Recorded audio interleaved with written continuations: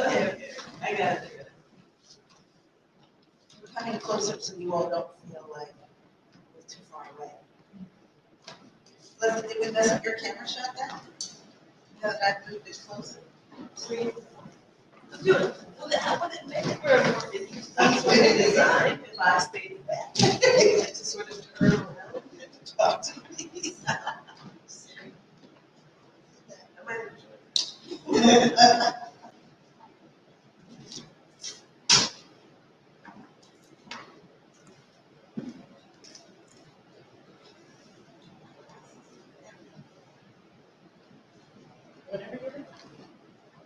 Hello, everyone. All of you. I like conversations like this. It allows us to talk to each other. So I'm glad that you all are closer and that we've moved closer. So I'm Andrea Douglas, and I'm the executive director here at the Jefferson School of America. Oh. Okay. We do want you. Yes.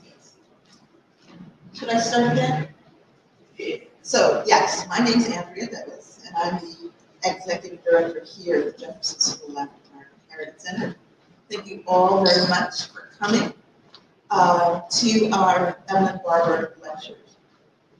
We have been, over the course of the last few years, through these lectures, trying to dig deeply into particular topics. So we have addressed the notion of climate and its relationship to social justice. Last year, we were engaged in a conversation about truth and repair. Those series of conversations were to really sort of bring Charlottesville to a place where they would understand, we hoped, the scholarship associated with that topic. And I think our conversation tonight, although it's not with a scholar, a writer, it is certainly with Siri Russell, my friend, who is a practitioner and has been a practitioner of social concern throughout her career. But a little bit about Evelyn Barbour before we go ahead. She was one of the members of the first advisory committee that formed the African American Heritage Center. An alumni of the Jefferson School, a teacher, both as a profession and then generally in her life.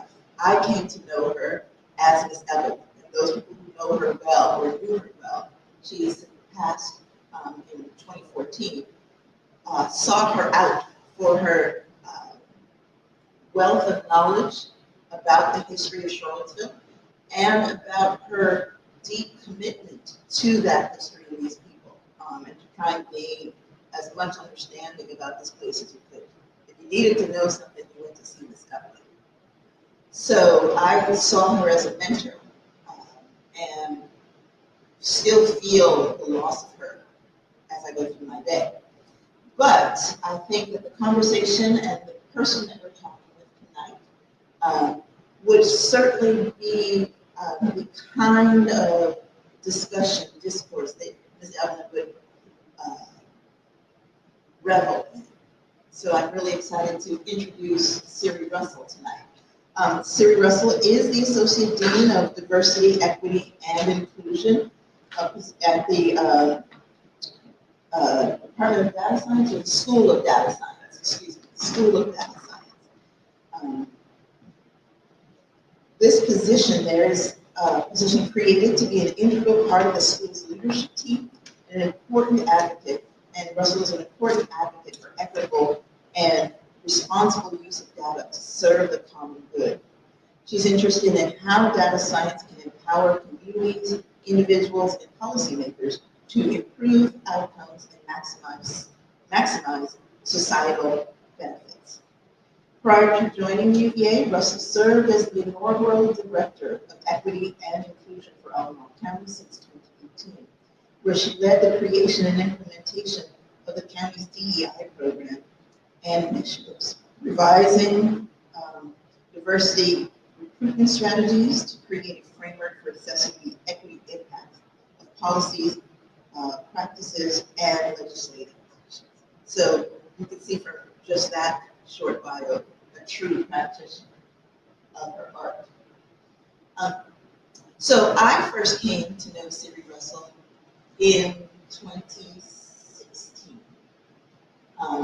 as we were embarking on thinking about what the Blue Ribbon Commission is. And then our relationship extended into the county's participation in the Equal Justice Initiative project, which was one of the recommendations of the Blue Ribbon Commission. And a recommendation, I have to say, made by Frank Dukes, who's sitting here in the audience.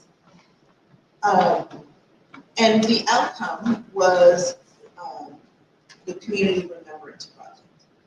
The Community Remembrance Project brought soil that we collected from John Henry James down to Montgomery.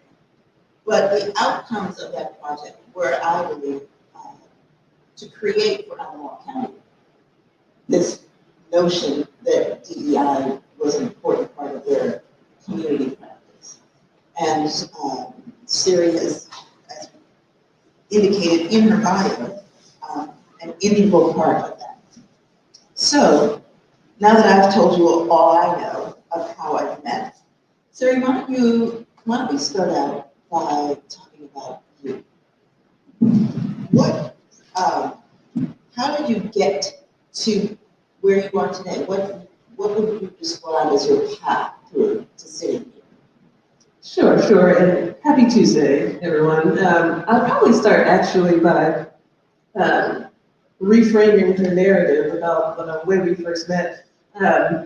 She's right, it was in service to the Community Remembrance Project, but I actually remember the first time we met pretty specifically, because I actually met Dr. Jelaine Schmidt at the same time. It was at Farmington. I went out to that site. I had no idea what either one of these two women looked like. I remember standing in the lobby thinking, what are we, about to do? And in sort of like walked in, like in the movies when people enter with like a lot of power and authority, they both walked in like that. And I remember thinking like, oh gosh. But what a privilege it was to have been able to work with y'all on that project. So your question, my journey to essentially this seat, and y'all have to forgive me because it's also that point in the month where I tend to be a little more, be a little more emotional. So who knows what might come out today. But for me, I didn't have an intention of getting into doing diversity, equity, and inclusion type work. I had worked in nonprofits and had done a lot of volunteering and community work in every community that I had lived in. But I had always kept that pretty separate from my professional life. And for me, it's sort of the moment when I sort of made a transition into bringing that sort of work into my professional space. Kind of tracks back to actually my childhood, growing up in South Carolina, grew up in a fairly rural area. In my, sort of early education experiences, I was usually the one Black girl in my class. And there was a lot of sort of implicit and sometimes explicit social pressure to make parts of myself smaller in order to fit in or to be included in the sort of things that we enjoy. And sort of without realizing it, I had adopted this way of being in spaces that was this thought of I have to make parts of myself smaller in order to survive or be able to be accepted. So a few years ago, I was sitting at my desk, actually in Albemarle County, prior to us opening up that office, and one of my coworkers came by and said, "Did you hear?" And I'm like, "No." She said, "Someone just pulled the Confederate flag down." And I go online and Google, and I'm sure y'all remember this happening, Green Newsom scaling this flagpole, and she wrote some words about why she did it. And as I sat there reading it at my desk, there was a particular line that really resonated for me. She said, "I did it because I'm free." And I had this moment where I was just like, I'm not, right? I suddenly realized, oh, I'm not. And also, looking around me, there are other folks like me who are also not free. And that was sort of a turning point for me when I started to, instead of making parts of myself smaller, made parts of myself larger and brought more of myself to the table into the work. And when I also sort of adopted, I'm going to have to be braver, right, in order to get there. And so started to have that speaking up and advocating internally kind of courage. And then that sort of led me down this road. Well, I can say that in the time that I've known you and that we've, gotten close, it is your courage and it is your willingness to speak up and to speak your mind that I would most admire about you. And so, as I recall it, at the time that you became the diversity officer for Albemarle County, Albemarle County really wasn't thinking about diversity. If you went to a meeting there, a board of supervisors meeting, for instance, it was a lot about land and who could have land, what easements, these kinds of conversations. And so I guess I wonder, as you stepped into that role, what did you feel was the most imperative? So, a couple of things to unpack there. One of which I just want to clarify is that I was the director of equity and inclusion. And that was the only reason I'm clarifying that is because that was intentional, right? That the focus was on the equity and inclusion part. I know everybody loves the D, right? Me too. But it is different work, right? And so for us, we opened an office of equity and inclusion. And in the starting part, I felt like the first thing was the reframing, right? I think, whether it's, a county or an organization or anything else, there's first this idea of sort of really understanding and addressing who we are and what kind of impacts that we have. And so for us, some of the first work, and for me, was really starting to recraft our narrative into one that explained an urgency, right? That identified there's a need for us to do this work, and in fact, this already is the work. So we really started by focusing on the mission.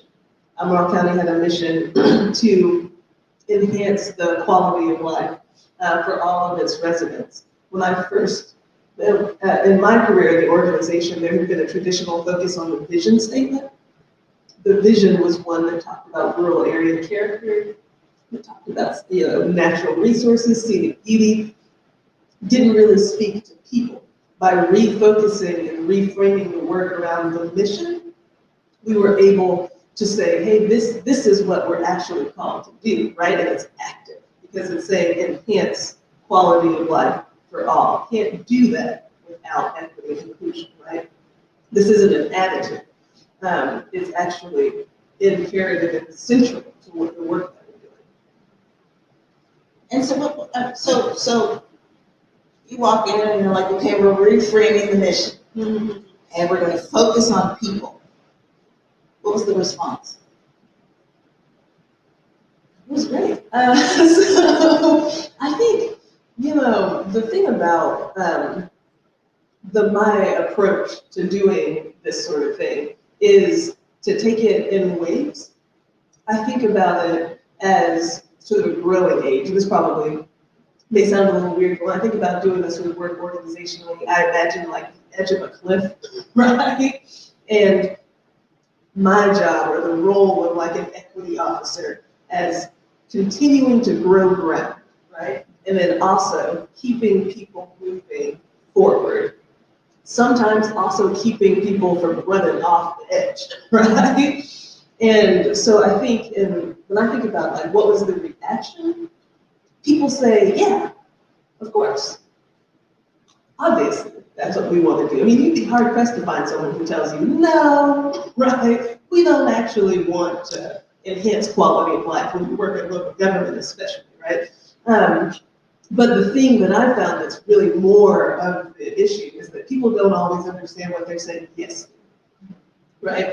Or what it is that they're asking for when they say, yeah, we're going to do equity now, right? And so the work, my approach has been the reframing, the making it clear where we're headed, but also the finding opportunities, sort of training folks to say yes, right? Yes, let's do this, building durable infrastructure as you go along so that you keep saying yes and hooking it on. Because we said yes to that, now we say yes to this. And that's what you mean by durable infrastructure. It's this sort of building of that. Because I'm interested in the sort of community that you were entering into. This notion that you have to bring people along, that you have to even be building that infrastructure. It seems to me that it's important that you say that people don't know what they were saying yes to. And in your best interpretation, what do you think local government says yes to? Enhancing people's lives. But there's also the how that's implied in that, right? And so what was the how of those original conversations that you had to engage in? Because that is a shift in culture as well. It is, and I think the thing about local governments, and something, even though I don't work in a local government anymore, actually, since I got to the university, started a local government equity clinic with the Wellman Cooper Center for Excellence in Public Service, all UVA names like super long. So this is something that we're still actively engaged in, working with local government practitioners. And the thing is, when we say local government, it's 2 words, but it's like 20 industries, right, stuck into one thing. So what it looks like to have that conversation with someone who's in planning or zoning and someone who's, in Parks and Rec or someone who's in the budget office, it's all very different. And to do this, you have to have like sort of a multiple fluencies and a flexibility to be able to work with folks in different departments and to have a general frame that's really like a pattern thinking. So for me, and I'm already lost, like, what was your question? And you're like, y'all gotta keep me straight. My short-term memory is awfully awful. I have no idea because the question's not on this. I know, I was gonna say, that's not on the paper. She's asking me stuff that's all off the side. But the how part, right? The how is different based on your work. And so for me, it's not so much telling folks, like, this is exactly what you have to do, so much as it is giving them a frame of thinking that's rooted in digging into the impacts of the work, tying those specifically to the actions, right? So something that I say a lot is that our outputs generate outcomes, right? So having an understanding of what you're actually delivering and what kind of outcomes it's connected to is the way that you do that. And you can translate that in pretty much any context with the right tools. One more question that's not on the page. That's my favorite kind. Because I want to also lift up this notion that of the period of time when you began that work and what was happening in our community. You know, I remember hearing often a statement like, "You're not Charlottesville," and I think that's an important thing to bring to light, because this again goes back to this. I want to push on it a little bit. It goes back to this notion of culture. So in Charlottesville, we were actively demanding the removal of statues. We were actively demanding conversations that began from the framework of equity and moved out from that, whatever that may be. And at some point, I will ask you, what is your definition, really? It's the part where you cringe. That's all. And so it for those of us who were paying attention, it was clear that Albemarle County saw itself differently than what was happening in Charlottesville. You know, down to discussions about school, you know, people being, it's fine to say exactly what's happening. People being arrested in public meetings because of protests. Public meetings being placed at times of the day when people couldn't attend them, certainly, right? And so it's clear that there was a desire during that period to create this very distinct space for Albemarle County. And so I want to focus on how you began to do for instance, your community engagement that you had to begin with, that then led to other things. Talk a little bit about that, because Albemarle County is the city, but there is also a huge distinction between Charlottesville in its numbers, 40,000 people in Charlottesville and an additional 110 more in the county. So, you know, vaster landscapes to traverse even. Yeah, I know I said I have bad memory, so she's asking me to go in the way back machine. Yeah, well, I mean, I would say first off that they are different places, right? I mean, the culture, the expectations, the way that folks relate to their government infrastructure, it is very different. I mean, often it's something that people used to ask me a lot when I was at the county was, how can we help you? And I would say, well, you could make me not the only person of color at the board meeting. Right? That's one thing that you could do. That would be a benefit. But yeah, it's a different atmosphere. I think in terms of the engagement piece, I think for me, starting out, the work was really building relationships, like being present in places that we had never been or had not in recent memory been present, and in creating connections where we didn't have them, right? So all of a sudden, you know, just by showing up, and that's the first parts of relationship building, where I'm going to show up. I'm not going to overpromise, right? But I am going to say yes to everything I can say yes to, right? I'm going to offer support to everything that I can offer support to, and create inroads, right? And a place for people to go to come in. But the thing of it is, a lot of we'll go all the way off track, but a lot of the things then that I was doing it wasn't really equity work, right? It was human services type work, right? It was community engagement work, sure, that has meaningful overlap, but it's not necessarily, you know, the same things. It's just that for myself, like I think many other practitioners who are in those type of roles, you end up having to do sort of a grab bag of things because you have to transform into whatever is needed in order to further the work, the relationships, the trust, the things that are necessary to even be able to do some of the work. So it's really, it's a lot. She's laughing like I said something funny.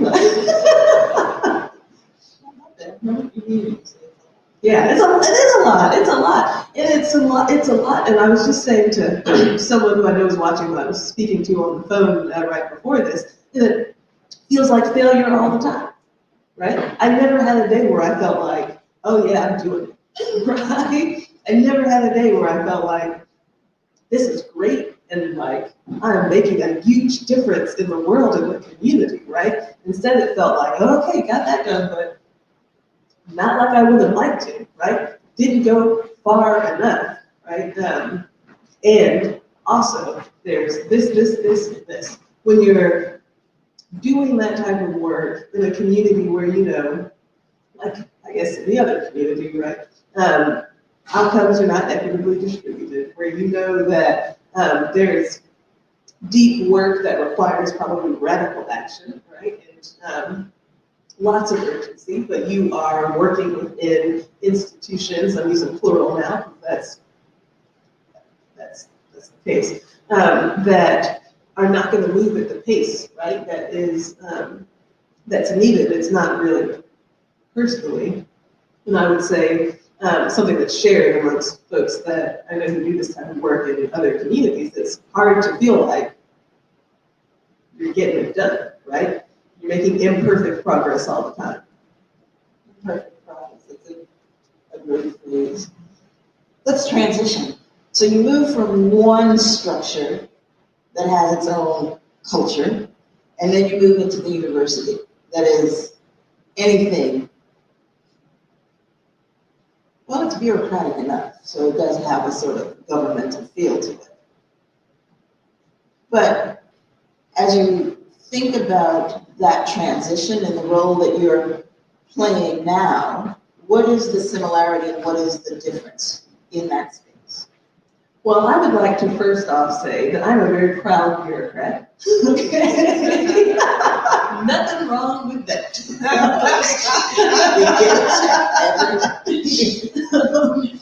But yeah, like, right, so I crossed over to the dark side. I went to the university. And, how is it? It is very different.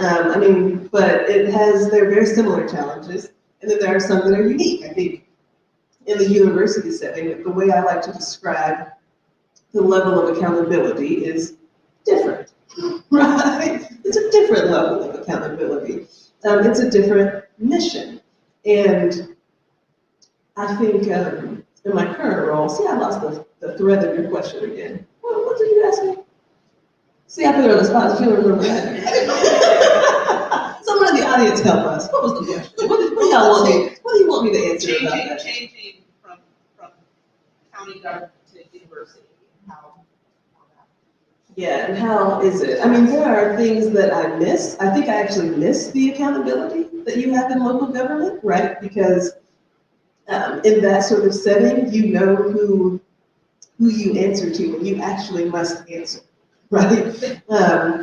In higher ed, that is not, there's a sense of remove, I think. It's a little bit of a bubble, at least I have found it to be that way.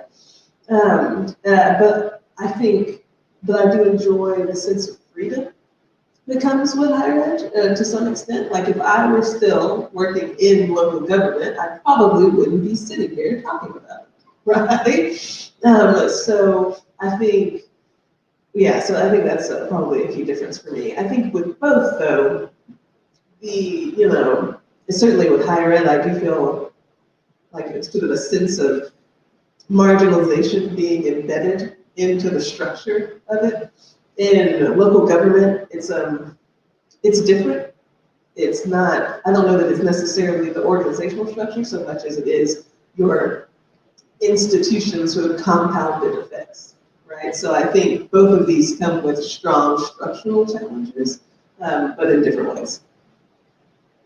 Okay. So let's be even more specific, Okay.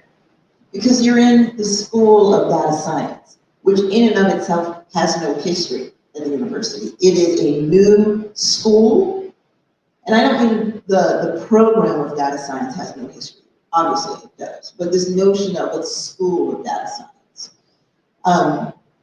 And this idea that DEI is integral to the function, to the deciding team even, in the space of data science.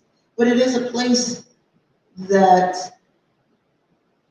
in its, some of the people, and I don't know who, are using data, are collecting data about people, right? While others are collecting data about widgets, and or they're not. Example. I love this example. Well, I don't want anyone to be like, there's nobody here collecting widgets, because someone would, right? So, but I think the point of that question is, again, the shift is certainly a cultural shift, but there is something about this specific place and the kind of work that you're trying to do in this specific place that holds by its very nature a sense of uniqueness. It's not a government that has existed. It's a set of ideologies that are being created as they're being created. Yeah, and honestly, that's why I did cross over to the dark side. I didn't have any particular desire to work at UVA or to work in higher ed. But I was attracted to the idea that we would be building something new from the ground up, and that it was a school where they're already, I don't know if you've read, there's a manifesto online, right? And the school was envisioned already with an emphasis on the ethical parts of data and on the idea that there would be a focus on impact and positive impact and trying to do data science for public good. And so that has been, I think, for the most part, right, a positive thing. It's different because you are building it from scratch. So when I talk about durable infrastructure, I also mean that right now, like as we devise our policies around, promotion and tenure, as we create an undergraduate program, right, we're building into it these like the sort of like structural belonging, right, and how we're going to actually account for those things. The evaluation metrics of success for that undergraduate program include really specific measures tied to not to the success of our students, and looking at that in ways that are disaggregated, where we're looking at student success not just generally, but looking at at students who may not have been graduating with the same outcomes as others, specifically, first generation students, students who are coming from lower income households, students of color. So we're, our student success framework, the sort of things that we're doing there, that's all been great. When we were talking about the research component, same thing. I mean, our students are required to take data ethics courses, which is actually unique as a program. And our faculty, I don't know if any of you have actually looked at any of our faculty's research. That's okay. Y'all can pretend like you had. You could be like, yeah, right, that was great. Yeah. Well, if you were to take a look at that, you would find actually that quite a few of our faculty members have particular emphasis in issues of disparity, whether it's in health outcomes or educational outcomes, or others. So that's not everyone, but how I would describe us I would say we're one of the better houses on a bad block. So you cut the grass. Yeah, I mean, I don't cut the grass. She is so mean to me.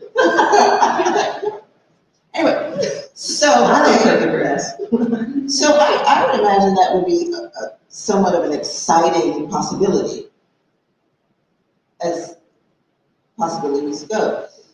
And so it sounds to me, though, that you are now having the capacity to create the kind of definition for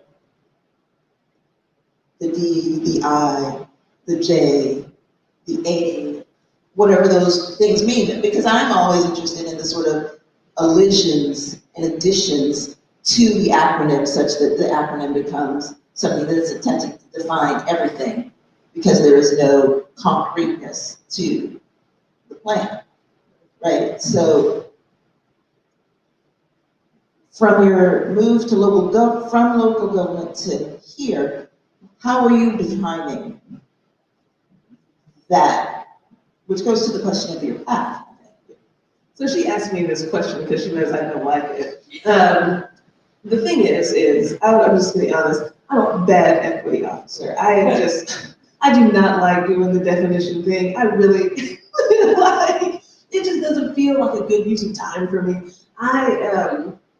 Usually, like if I give a talk, I maybe spend about 3 minutes total talking about that, mostly because I am much more interested in the operationalizing it, right? And so while I think, of course, definitions are helpful, it's always great to have shared language. I am really interested in the steps that come after that, right? What does that look like in my work, right? Whatever that role is. So I think answering that questioning that question for me is hard. So, I could answer it. I just don't like to, because I like to say what really matters is, what do you do for a living? Person, that's just someone in the audience. What do you do for work? Someone's got to be bold and not frank. Mental health counseling, right? That sounds like a lovely job. Sounds like a hard job. Right, so I would be more interested in sitting down and going, okay, what does it look like in that work, right? To build equity into it, to think about inclusion and a sense of belonging. And what does it look like even structurally in the organization? What does it mean? What does it look like in our budget? What does it look like in our policies? What does it look like in our day-to-day, right? And then how are we supporting that foundationally in terms of infrastructure? The definition piece. I think part of my resistance to answering that sort of question is really tied to the fact that usually people don't get much further. That we spend a lot of time doing trainings that I think are completely worthwhile as an exercise in the beginning, right? But I've been to plenty of things where you spend a lot of time where someone explains many different ways or some new definition that has 3 different words or configuration to it, and it's I was a bad word. I could have gotten that on Google, right? What can we get by actually putting our heads together and figuring out how to operationalize this? Which is why I usually describe myself in this work as both a thought partner and an accountability partner. Okay? So, to that end, I'm going to switch a gear for a minute, because this is my favorite thing to talk to you about. I want to talk about EAT. Okay. What are the acronyms equal, first of all? So tell us what EAT is. When she says EAT, she's talking about an equity impact assessment. I like acronyms with sounds to them, which is why I used to call my office OI. And in fact, Office of Equity and Inclusion, in fact, that's what we call it in the School of Data Science as well, OI. But you're talking about EAT, Equity Impact Assessment Tool. That's where the T comes in. Which I should start off by saying is not something that I came up with, right? People have been doing equity impact assessments for quite a while. And in fact, the one that I worked on for Albemarle was greatly influenced by the work of King County, Washington, and Tacoma. What's the Tacoma with a C on the West Coast? Is that Oregon? Washington, Tacoma, Washington, right? And also some work in Portland, so all the West Coast stuff had influenced that.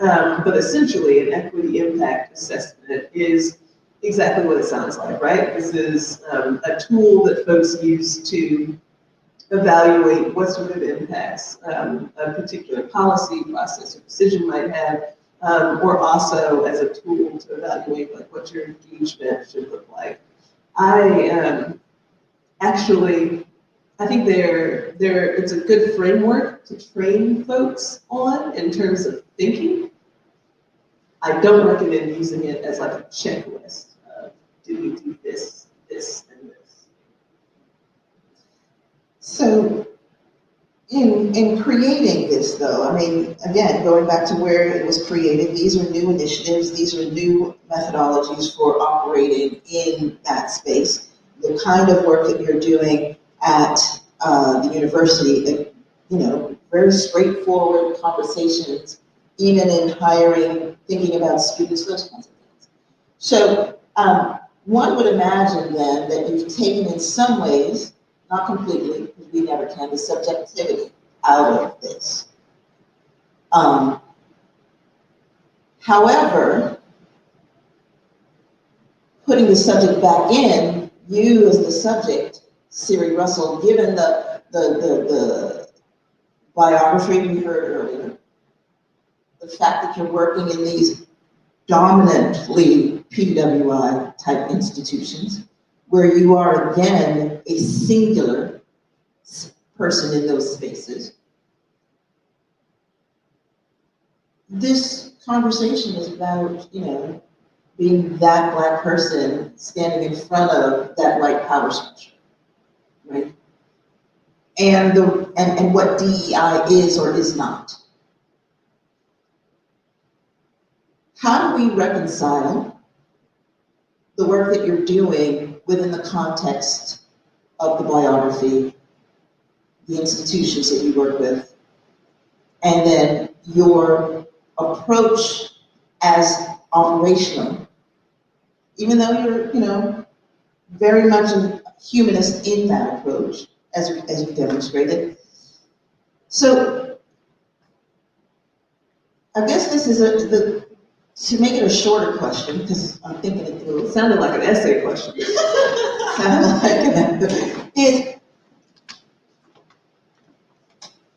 Is the notion of your Black body doing this work on behalf of white institutions, and how do you feel about it? So I guess I'll answer that last one. I think complicated, right? I think there's a certain degree of dissonance, right, and distance that you have to have emotionally and intellectually in order to do this sort of thing. How do I feel about it? Oof, yeah, that wasn't on the paper. I just rewrote it. Okay, all right. How do I feel about it? It differs, right? There are some days when I feel very necessary, like I am glad I'm in this seat because someone needed to be able to say this. Well, first someone needed to be able to see this, and then someone needed to be able to say this, or to do this. There are other days when I ask myself, am I compromising or am I being compromised, right? And I think that becomes a calculus that you have to do pretty often, right? And then you go back to this idea of imperfect progress, and then you ask yourself, is it worth it to take an inch forward, right? So I don't know how I feel about it. I would say sometimes not that great, because you sit there and, and the power structure, it doesn't necessarily change, right? And maybe you do some things that are better, right? Like, I can reflect on work I've done, yes, at the county, also at the university, and go, my effort made this more representative, right? Brought these folks to the table, or distributed these resources in ways that made a positive impact. And then there are other times where it's like, my effort provided you with a shield, right? Or even sometimes a sword, right? My presence, right, gives you something to point to go, oh, no, we're doing it, right? And so in some ways too, the better that I do, right, the more powerful both of those things become.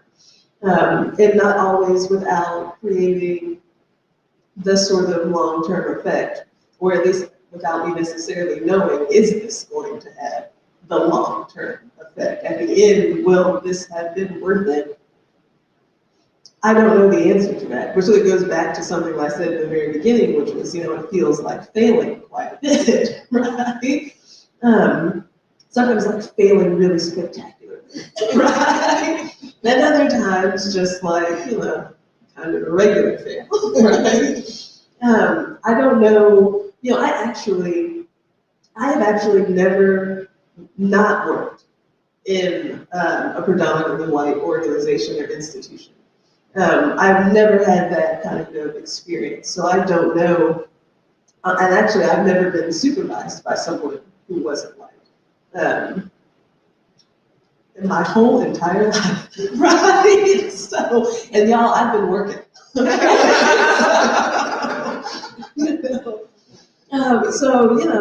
I don't know I honestly don't know what it would look like or what it would feel like to be different, or to be in a different sort of situation. In some ways, I think that's given me some tools I may not have had otherwise that have allowed me to be effective at times when maybe others would not have been.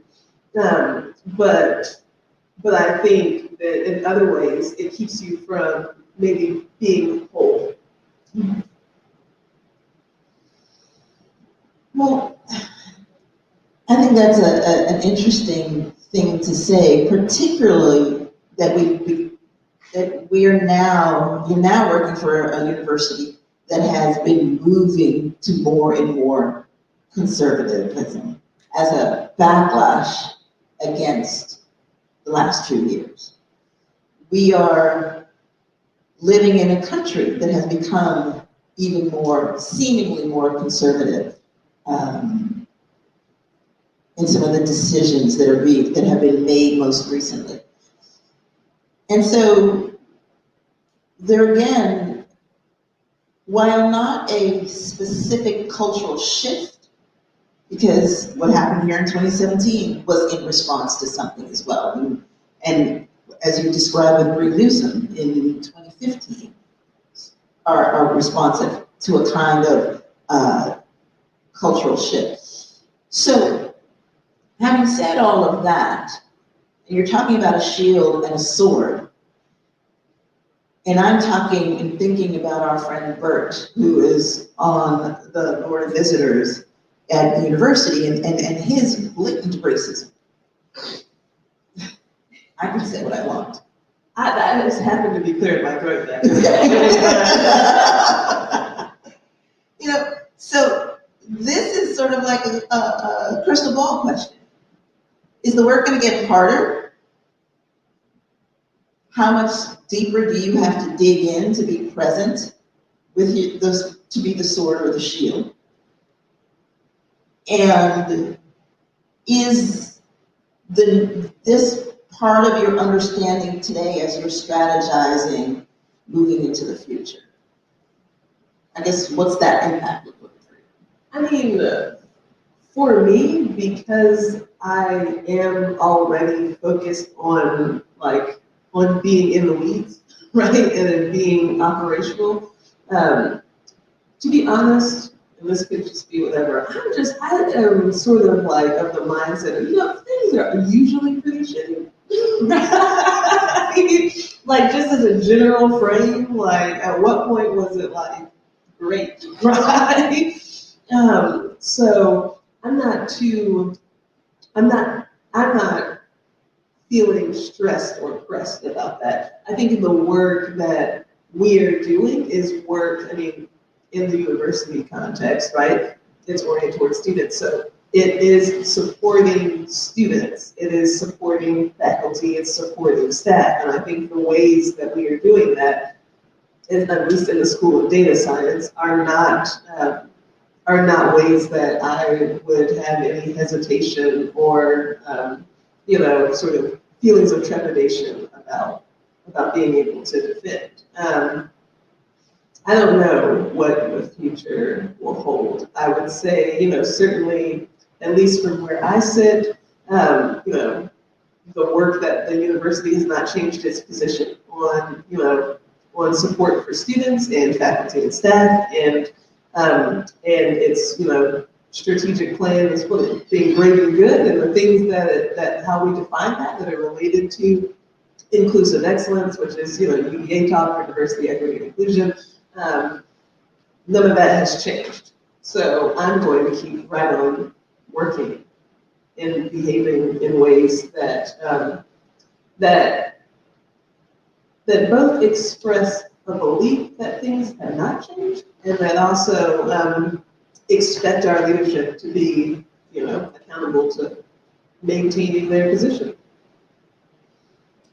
This seems like the moment to turn it over to the audience. Does anyone have a question? Do you feel free? Oh, that's a good one. I don't know that I've reflected enough on that. I would say I feel freer, certainly. I mean, being perfectly honest with y'all, because I'm actually an introvert. It's true, I am. I like being by myself. And so I've never been completely comfortable speaking up, right? I do it because I must, right? And because of the position that I'm in, and because of, what I shared before, that I feel like, I have to, right? But it costs a little bit to do it, right? I think if I don't know that I would ever really feel a sense of like complete freedom, because there's consequence. I think, folks in this room know that there's consequences to everything that you do. And I feel like the deeper we get down this road and the more entrenched I get as like a person who does this kind of work, the harder it becomes to do anything else. So am I free? I don't know. I think I'm maybe closer to it than I was before. It's good to reflect on that. Talk about it with my therapist.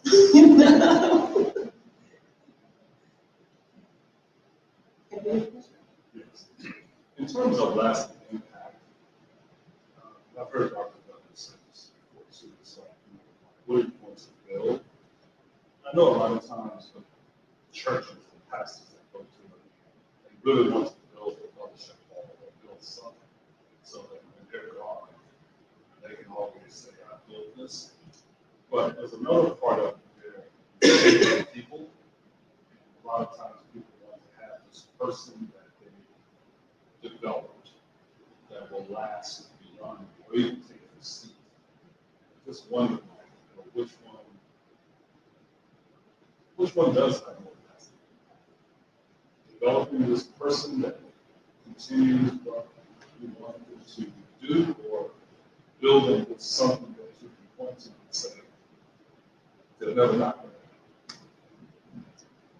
I'm not sure. I don't know, right? Which one? I don't know that there's a right answer to that. I'd be interested in what other folks' thoughts are. I mean, I think as it relates to the people part, I definitely have tried. I mean, that's like when we do the local government equity clinic, that is really exactly what you're talking about. And that's trying to give folks the tools across other institutions to be able to do this kind of work. And to grow it wherever they are. I think that sort of thing is powerful and impactful. But I also think there's something to be said about leaving things in institutions, that last beyond individuals. I think about that with some of the work, that we did at the county. I mean, even just opening an office of equity and inclusion there, that wasn't there for 275 years, and now it is, right? It will be a hard thing to get rid of. And I think the same thing about some of the things that we got adopted. I think the internal things are a little easier to move aside, but I think some of the more public facing things like, the adoption of resolutions or memorandums, that we did. I think those things probably mean quite a bit too, but they take people to act on them. I think the way that I think about leaving things behind is leaving both, right? Like leaving tools and leaving people. But the tools part is like, 20 years from now, if someone tries to pick this mantle back up again, they have something to point to. And I think that having something to point to part is pretty important. And that's one of the places that the work starts. So like when we talked about the mission, right? People ask, sorry, when you're trying to bring people on board, one of the first things I feel like they ask is like, who says we have to do that? Right? Where does it say that that's a thing that's required? And having something to point to that says, well, it says right here. I don't know if other people have other thoughts. That was an amazing talk and an important way to end this. So, Jelani, do you have a question? But this is a nice Ask the topic. question. I'm just a downer. I'm just gonna ask, it's kind of, we talked about when DEI positions sometimes are looked at or perhaps feel like a big shield for predominantly institution. And so I wanted to ask, have there been times when you have kind of resisted that? But when you felt that you're being told, like you said, you only have white supervisors, you feel like you've been told to do that sort of task, the dirty work, or the kind of the smiling brown face that just, basically, says what the institution is going to do. And there have been times when you have resisted that, doing that role. Yeah, there have been. There have been times. And those, I think, goes back to what I was saying, the difference between being compromised and compromising. There have definitely been times when I felt like that's a bridge too far. And when you talk about consequence, right, like the doing what you're saying, which is the saying, no, I'm not going to do that, sometimes comes with social or political consequence, right? And for me, sort of maneuvering institutionally, like I like to say that one of my superpowers is getting people to do things that they didn't know that they wanted to do, right? Or making them think that was their idea. But no, there definitely have been times when I know, sometimes you're trading power because okay, I'm going to give, but let this one go because I know I've got something bigger coming down the line and I need you to say yes. But there have been times when I've said, no, I'm not going to give some of those examples because y'all didn't end up seeing it because I said no. Right? But yeah, no, there have been times when that's happened. And yeah, the consequences, right? But to your point, like that's part of the earning your freedom, right? So I don't know if earning is the right word actually. One more question. So Siri, you talked about actualizing this. What does success look like in the School of Data Science? What would success look like at the School of Data Science? I think there'd be a variety of things, right? And for one thing, y'all, I'm kind of hard to please. I've had supervisors tell me that, you're always making it, aiming too high. But I think a few things. For one, we're about to have our first undergraduate cohort in the fall of 25. I don't know how much you know about the field of data science generally. But it's like about 15 to 18% women, about 2% Hispanic or Latinx, about 4% Black. And the Native and Indigenous number is like point something, right? So I think one measure of success would be that our first graduating class is significantly more representative of at least the state of Virginia, right? Than what those numbers would suggest. Well, Sarah, thank you. This has been a Great conversation, and I really appreciate She says that to all the girls.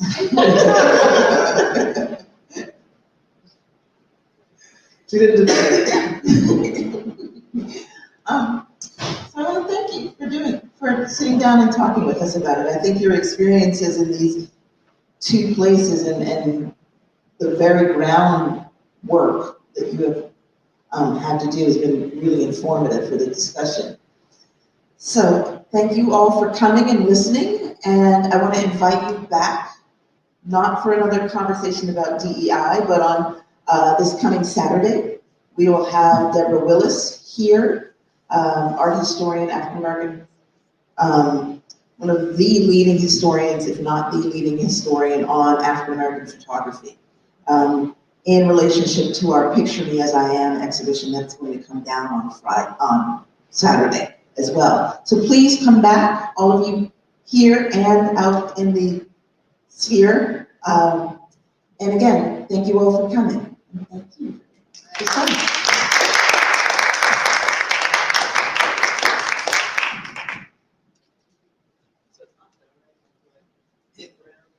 That's good, right? Yeah. I think it turns itself on. Oh, yeah.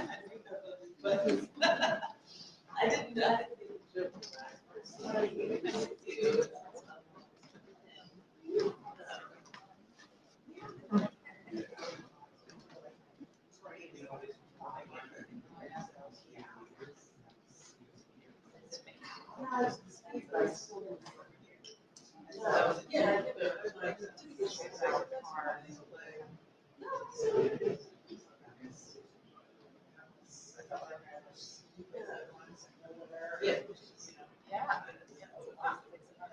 And,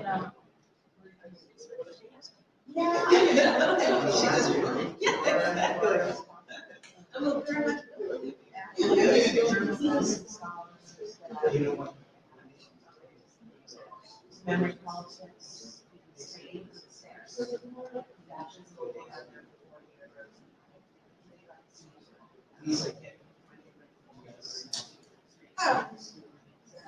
I think that, one of the things that it's COVID certainly, what I like most about all this conversation is they don't really well. So they all most watch with YouTube, yes, there's a significant watch it. And I like the idea that yeah, it's really, yeah.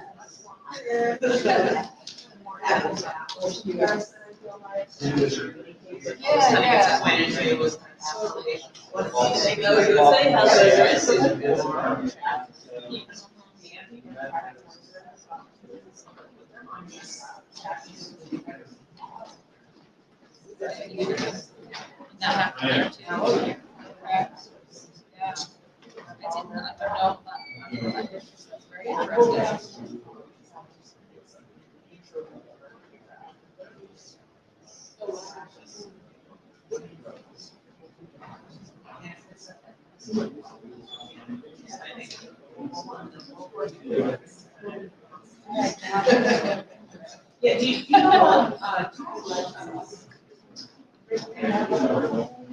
okay. Yeah.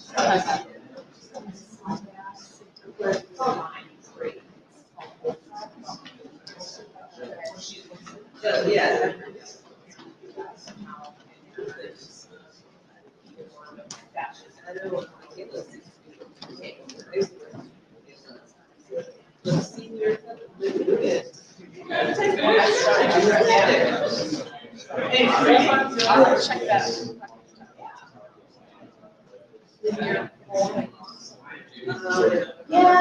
I want to try it.